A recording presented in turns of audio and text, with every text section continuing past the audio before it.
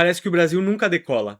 O povo sente isso no bolso, no supermercado, na dificuldade de encontrar um bom emprego e na sensação constante de que o país está sempre a um passo da crise, sem nunca alcançar o desenvolvimento que tantas vezes nos prometeram. O desemprego e o subemprego são fantasmas familiares em muitos lares. O custo de vida sobe, a qualidade de vida despenca e gerações inteiras foram condicionadas a aceitar que isso é o Brasil. Como se estivéssemos condenados à mediocridade econômica. Mas e se essa não for uma realidade inevitável? E se a nossa fraqueza for, em parte, o sintoma de um projeto de poder? E se a nossa história econômica tivesse sido interrompida por um projeto que desmontou justamente o caminho que estávamos construindo? A realidade é que foi a intervenção estrangeira, especialmente dos Estados Unidos, apoiando as elites brasileiras decadentes, que ajudou a interromper um projeto nacional de desenvolvimento bem-sucedido no século passado. E agora eles querem voltar a nos sabotar. Voltar a interferir na nossa autonomia nacional, enquanto estão em guerra ao redor do mundo com o Irã, a Rússia e a China. E o problema urgente não é simplesmente votar na esquerda ou na direita durante a eleição, como se isso fosse resolver o problema. A gente precisa fazer outra pergunta, porque os Estados Unidos querem sempre sabotar o Brasil. E o que a gente pode fazer para evitar que isso continue acontecendo? Mas antes de entrar no assunto, lembre-se de se inscrever no canal e curtir o vídeo. Obrigado pela presença aqui. Já houve um tempo em que o Brasil acreditou que tinha um destino próprio. No início da República, após a derrubada do imperador, o Brasil era dominado por várias oligarquias regionais que controlavam o poder militar local, que tinham controle através da violência do voto aberto escrito em listas dos poucos alfabetizados que podiam votar. E esses oligarcas controlavam também toda a riqueza nacional produzida nos latifúndios de café, açúcar, borracha e algodão para exportar para os Estados Unidos e Inglaterra. Porém, a crise financeira internacional de 1929, com a quebra da Bolsa de Nova York, abalou profundamente as economias dependentes de exportação de commodities. O preço do café despencou, as exportações pararam, as oligarquias ficaram muito enfraquecidas. E nesse contexto ocorreu a Revolução de 1930, que enterrou de vez a velha República do Café com Leite e abriu espaço para uma transformação histórica sem precedentes na história da humanidade, talvez só comparável à ascensão da China. Era o fim de um Brasil essencialmente agroexportador e subserviente e o nascimento de um impulso poderoso na nossa cultura, o nacional-desenvolvimentismo. Da revolução que levou Getúlio Vargas ao poder até o golpe reacionário de 1964, o país viveu uma intensa ebulição política, econômica e cultural.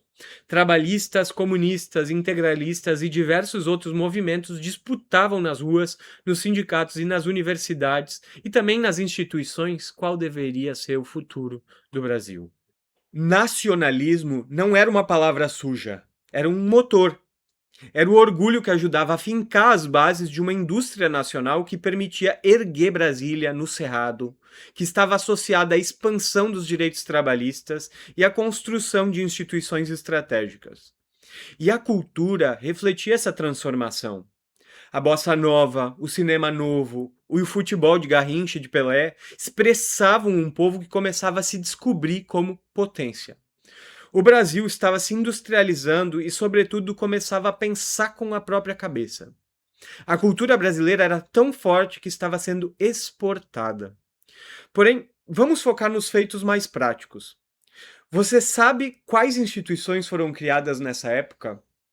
Companhia Siderúrgica Nacional, Vale do Rio Doce, Petrobras, BNDES, Ministério da Educação, Ministério do Trabalho, Ministério da Indústria, Comércio e Serviços, CAPES, CNPq, o Sistema de Universidades Federais, CLT, Direitos Trabalhistas, férias, aposentadoria, folga no final de semana. O Brasil virou um país moderno nesse período. Quase tudo que o Brasil é hoje foi criado naquele curto espaço de 30 a 40 anos. Mas esse projeto tinha inimigos. Para setores das oligarquias locais, exportadores dos recursos naturais baratos do Brasil, aliados ao capital financeiro internacional, porque pegavam empréstimos em Londres e em Nova York, e para a estratégia geopolítica dos Estados Unidos durante a Guerra Fria, Um Brasil soberano, nacionalista e desenvolvimentista podia representar uma ameaça à sua preponderância no seu continente, nas Américas. Vamos olhar os dados rapidamente para lembrar o que foi essa época e o que ela representou. Entre 1940 e 1980, o Brasil aumentou o peso de sua indústria de transformação de 15% para 35% do PIB. A ditadura continuou o processo de industrialização, mas começou novamente a pedir empréstimos no FMI em Nova York. O que fez com que a crise do petróleo de 1979, que aumentou os juros do dólar, quebrasse o Brasil na década de 1980. Desde então, nossa economia virou agrária e financiarizada novamente. A indústria hoje representa menos de 15% do PIB, outra vez. E é nesse contexto que devemos compreender o golpe de 1964. A participação e o apoio norte-americano ao ambiente que cercou o golpe são elementos amplamente documentados. Eles enviaram a frota do Atlântico Sul para frente do Rio de Janeiro, que era a capital naquela época, para bombardear caso o golpe que apoiavam não tivesse dado certo. Na minha leitura, portanto, aquilo não foi apenas uma disputa contra comunistas, foi uma intervenção contra um projeto nacional de desenvolvimento que colocava o desenvolvimento do Brasil e o interesse dos brasileiros no centro da política nacional. E é importante fazer uma distinção. O trabalhismo lá de trás, de Vargas, de Brizola, de Goulart, não era comunismo.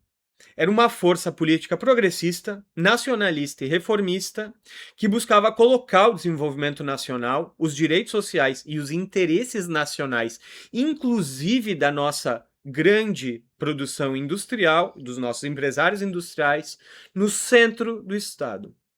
As lideranças que encarnavam esse pensamento foram exiladas depois do golpe, caçadas ou mortas.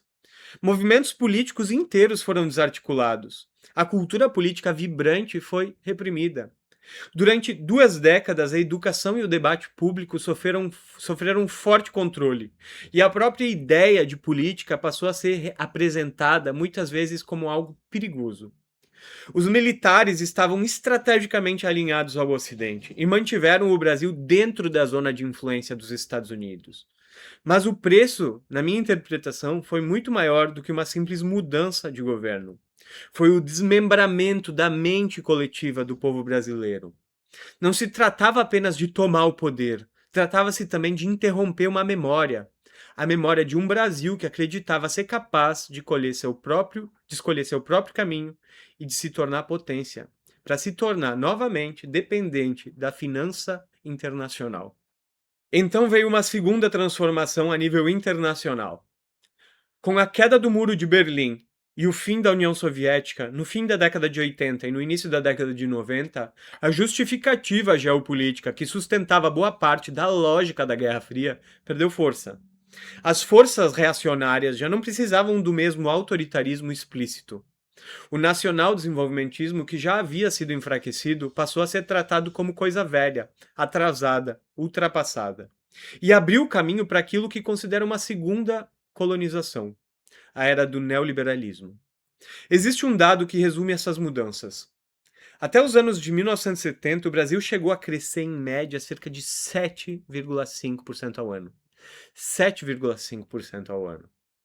A partir dos anos 80, o crescimento tornou-se muito mais modesto, próximo só de 2% ao ano.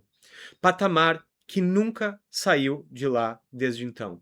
Entre a esquerda, entre a direita, e o Brasil continua aberto ao livre mercado internacional, ao sistema financeiro, à especulação, e a gente nunca mais conseguiu estabelecer as bases reais, políticas, na cultura brasileira, para um projeto nacional de desenvolvimento. E aqui a gente poderia falar que o mundo inteiro começou a falar inglês desde então. Também poderíamos falar que nossa cultura, nosso cinema, todo vem de Hollywood. Que nossos heróis são americanos, que os nossos vilões são iranianos ou russos, que a gente quer comer no McDonald's, mas não vamos entrar nisso com profundidade. Aqui está uma das grandes contradições, se não a maior. Nós abraçamos um pacote de ideias que os próprios Estados Unidos não seguiram da mesma maneira para construir sua própria potência. O modelo que ajudou a construir os Estados Unidos ficou conhecido como American System, defendido lá atrás pelos primeiros presidentes como George Washington e depois por intelectuais como Alexander Hamilton, que defendiam que era preciso fazer a proteção da indústria nacional, investimentos pesados em infraestrutura e criar um sistema financeiro e bancário nacional capaz de oferecer crédito em favor do desenvolvimento nacional dos Estados Unidos para que ele pudesse superar a capacidade competitiva da Inglaterra. Durante mais de um século, os Estados Unidos se desenvolveram para dentro, com forte presença da economia, do governo na economia, antes de consolidarem sua liderança mundial, especialmente depois das duas grandes guerras mundiais, quando a Europa e as potências imperiais tradicionais se destruíram mutuamente. Mas o que venderam a países como o Brasil, sobretudo depois da Guerra Fria, foi quase o oposto. Primeiro, abertura comercial desenfreada. Abrir as fronteiras para a proteção da economia nacional, expondo nossa indústria nascente para competir com produtos estrangeiros em condições desiguais do ponto de vista tecnológico e educacional, na formação da mão de obra. Segundo, privatizações em setores estratégicos como energia, mineração e telecomunicações, transferindo o controle de partes importantes da economia para interesses privados, financeiros, muitas vezes com participação estrangeira, de corporações multinacionais. Terceiro, um Estado que abriu mão de planejar o desenvolvimento de longo prazo e passou a ser cada vez mais condicionado por uma lógica financeira de curto prazo, os resultados trimestrais nas bolsas de valores. Quarto, a desregulamentação e a flexibilização trabalhista que contribuíram para a precarização, para o subemprego e para o aumento da desigualdade. O resultado, na minha leitura, está diante de nós. Desindustrialização, uma economia cada vez mais voltada à especulação em vez da produção e do trabalho, e uma intelectualidade frequentemente colonizada, repetindo conceitos e jargões produzidos em centros de pensamento norte-americanos ou ingleses, como se fossem verdades universais, que os brasileiros não entendem. E quando um país perde um projeto, a política também se transforma. Nesse vazio, partidos fisiológicos, tanto a esquerda quanto a direita, passaram a disputar eleições como um jogo de cartas marcadas. A disputa ideológica muitas vezes esconde uma competição pelo controle do orçamento e das estruturas do Estado, dos cargos. Surgem líderes com pouca visão de país, políticos profissionais que mentem e ganham o apoio dos grandes interesses financeiros porque fazem isso. Dissimulam e negociam, enquanto uma elite rentista, uma oligarquia financeira e setores ligados à exploração de recursos naturais para exportação conseguem lucrar mesmo quando a economia nacional sofre. Perdemos não apenas o rumo, perdemos a capacidade de traçar uma direção no mapa para o nosso futuro. Mas existe uma nova etapa dessa história que começou recentemente, após a ascensão industrial e econômica da China. Nos últimos 20 anos, o Brasil passou a participar de uma nova estratégia internacional que busca reunir países que têm como objetivo reduzir a dependência da ordem mundial dominada pelos Estados Unidos. Essa estratégia foi inteligente porque, ainda que nós, brasileiros, sozinhos, não tivéssemos um plano, coletivamente estávamos começando a construir o fim da ordem unipolar dominada pelos Estados Unidos. Os BRICS, formado originalmente por Brasil, Rússia, Índia e China, incorporou posteriormente a África do Sul e, mais recentemente, países como Irã, Indonésia, Etiópia e outros membros e parceiros. Na visão defendida por seus integrantes, o grupo busca ampliar o uso de moedas nacionais nas trocas internacionais, criar alternativas ao sistema financeiro SWIFT dominado pelos Estados Unidos e reduzir a dependência do dólar nas transações internacionais. E por que isso importa? Porque durante aproximadamente 8 décadas, grande parte do comércio internacional funcionou em torno do dólar, porque os Estados Unidos, depois da Segunda Guerra Mundial, tinham a maior parte da indústria mundial. E depois eles fizeram um acordo com a Arábia Saudita para ter o petróleo ancorado no dólar em todas as trocas internacionais. Isso deu aos Estados Unidos uma capacidade extraordinária de emitir moeda, títulos da dívida pública e exercer influência financeira no mundo. Também permitiu aplicar sanções e excluir países de partes importantes do sistema financeiro internacional. Ou seja, os Estados Unidos montaram um sistema tributário que favorece sempre a transferência de riqueza para lá através das finanças. Esse é o chamado poder exorbitante do dólar. Mas esse poder está sendo desafiado. A China já possui uma produção industrial gigantesca e é a principal parceira comercial de grande parte do mundo. Rússia e Irã enfrentam os Estados Unidos em conflitos diretos ou indiretos. A dívida pública norte-americana já chegou a aproximadamente 39 trilhões de dólares. E mesmo com um orçamento militar superior a 1 trilhão de dólares por ano, Washington encontra cada vez mais dificuldades para controlar todos os acontecimentos políticos e militares do planeta. Agora vamos comparar a evolução do PIB dos aliados dos Estados Unidos, o G7, e dos BRICS para entender o que está acontecendo de verdade. Em 2000, os aliados dos Estados Unidos tinham 40% do PIB total mundial e os BRICS só 20%. Mas hoje, os BRICS têm mais de 35% e o G7 só 30%. Isso sem considerar que os Estados Unidos e a Europa se financiarizaram e a indústria foi parar na China. É nesse contexto que devemos observar a nova doutrina de segurança nacional dos Estados Unidos apresentada no início desse ano.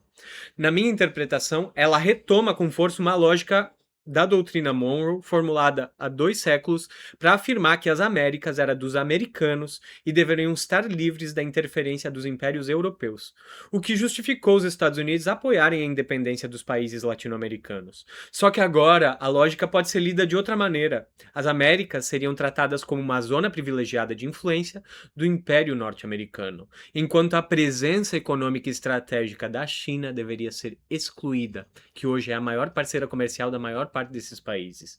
E se essa leitura estiver correta, existe uma enorme operação em andamento para limitar a nossa capacidade de negociar com outros países que não sejam os Estados Unidos. Essa operação é financeira, midiática e política. O objetivo seria retirar do poder grupos considerados excessivamente independentes de Washington, em diferentes países latino-americanos. A Argentina de Javier Milei aparece como um exemplo importante dessa transformação. Inclusive, pelo gigantesco apoio financeiro internacional recebido durante sua ascensão, 20 bilhões de dólares foram dados para Milei para controlar a inflação argentina, mas ficar endividado com os Estados Unidos. Não estranha, portanto, que Milei tenha aparecido para influenciar na eleição brasileira nesse mês. A Venezuela também representa outro caso. Diante da operação norte-americana para capturar Nicolás Maduro e colocar as enormes reservas de petróleo venezuelanas, as maiores do mundo, sob controle dos bancos norte-americanos. E acontecimentos recentes no Peru e na Colômbia também devem ser observados dentro dessa mesma disputa, dessa mesma lógica geopolítica.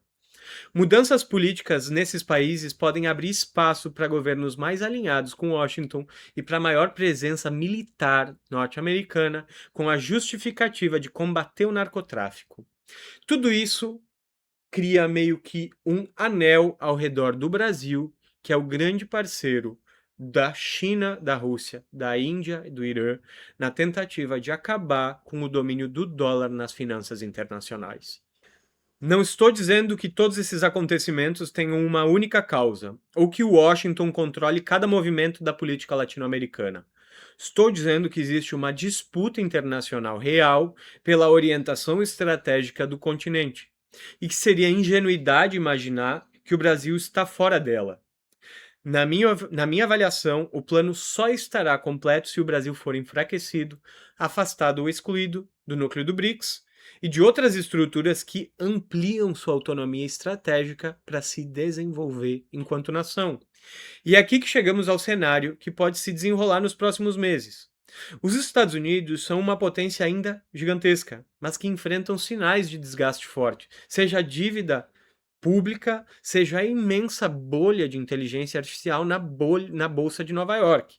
E diante dessa decadência, o Brasil pode voltar a ser visto como território estratégico, uma reserva de terras raras, uma fonte de recursos naturais, um enorme mercado e uma plataforma de mão de obra barata, e um país cuja capacidade militar poderia permanecer limitada para facilitar sua exploração econômica.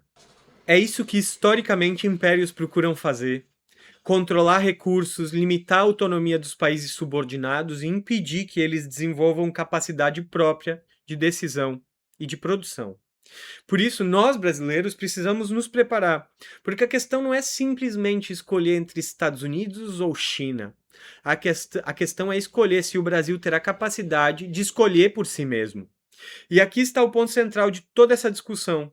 A intervenção norte-americana, primeiro no golpe e depois na difusão de uma doutrinação neoliberal, e agora na disputa contra a autonomia estratégica brasileira, auxiliada pela participação nos BRICS, ajudou a desarticular o pensamento original do país. Nós esquecemos o que significa ter um projeto nacional. Hoje, somos em muitos aspectos uma colônia mental e econômica. Achamos bonito imaginar um mundo completamente sem fronteiras, enquanto a China domina todas as cadeias produtivas e os Estados Unidos travam uma reação militar, tecnológica e comercial para manter sua hegemonia. Enquanto isso, os desafios do futuro chegam rapidamente. A inteligência artificial pode demolir milhões de empregos, a crise climática exige adaptação, infraestrutura e planejamento. Eu vivi a enchente de Porto Alegre há 2 anos e não foi feito nada para impedir que isso volte a acontecer. A tensão geopolítica pode interromper cadeias de abastecimento, elevar preços e estrangular economias frágeis, como está acontecendo com o fechamento do Estreito de Hormuz e a crise do petróleo eminente que nem chegou ao seu auge. Qualquer grande crise internacional pode rapidamente se transformar em uma crise interna brasileira, porque estamos desarmados de projeto e de soberania. E isso exige também recuperar uma ideia simples, mas poderosa. Desenvolvimento não acontece por acidente. Nenhum país se tornou potência apenas abrindo suas portas, deixando os empreendedores agirem livremente, vendendo seus recursos naturais e esperando que o mercado resolvesse tudo. Desenvolvimento exige estratégia, investimento, indústria, ciência, educação, crédito, infraestrutura e, acima de tudo, uma sociedade convencida de que possui um futuro comum. Sem essa consciência, qualquer riqueza continuará sendo administrada por interesses externos e por grupos internos comprometidos com a dependência ao mercado financeiro internacional. Então precisamos voltar a pensar no Brasil. Não em um Brasil nostálgico, preso ao passado, mas em um Brasil futuro. Um Brasil capaz de produzir tecnologia, proteger sua indústria nascente, utilizar seus recursos naturais em favor de sua população, construir infraestrutura moderna, garantir trabalho digno e participar do mundo sem ser subordinado a nenhuma potência externa. Precisamos construir um novo sistema social, baseado não no individualismo que nos atomiza, que nos divide, nos fragmenta, mas na solidariedade, no amor ao próximo que nos une. E essa é a verdadeira disputa. Não é simplesmente esquerda contra direita, não é Washington contra Pequim, não é só um candidato contra o outro. O problema é muito maior e ele vai continuar depois da eleição. É entre dependência e soberania. Entre um país que aceita seu destino e um povo que decide construí-lo sem abaixar a cabeça para nenhuma potência estrangeira, principalmente para uma que já nos sabotou várias vezes. Para os Estados Unidos, o Brasil não pode ser uma grande civilização, mas a gente vai se tornar, independentemente do que eles tramarem. A missão é clara. Ou despertamos nossa consciência coletiva, recuperamos nossa soberania mental e nacional e construímos um projeto de nação. Ou continuaremos sendo apenas uma nota de rodapé no colapso da velha ordem internacional. A escolha ainda é nossa. A gente precisa refletir sobre isso seriamente. E é para isso que eu criei esse canal, para criarmos essa corrente de opinião que vai emancipar o país. E se quiser apoiar essa causa, vou deixar o QR Code do Pix aqui do lado. E por fim, me conta nos comentários o que acha que os Estados Unidos estão tramando para as eleições de 2026 no Brasil. Depois da Ucrânia, do Irã e da Venezuela, nós somos os próximos a sofrerem intervenção deles? Obrigado e até a próxima.